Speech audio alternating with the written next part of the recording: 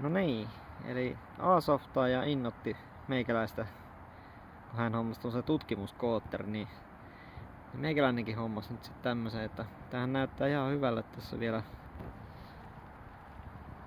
Nyt ei näytä enää niin hyvälle.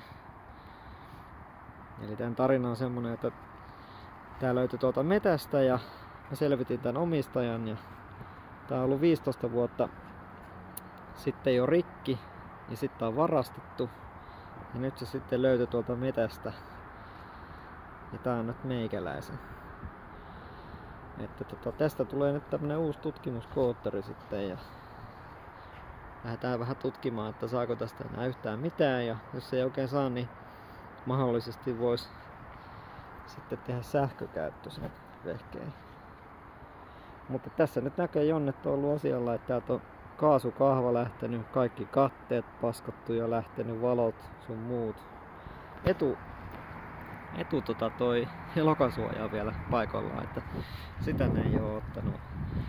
Mutta että täältä muun muassa niin kuin näköjään tulppakin puuttuu ja toi kotilo on revitty väkisin auki ja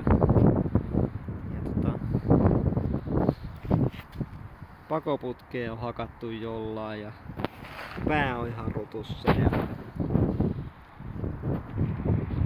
tuo penkki, joku mikä kiinnikin on ihan väännetty ja penkkikin puuttuu tietenkin. Ilmanputsari.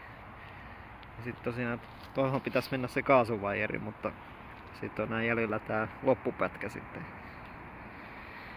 Että tämmöstä, katsotaan mitä tästä lähtee tulemaan sitten.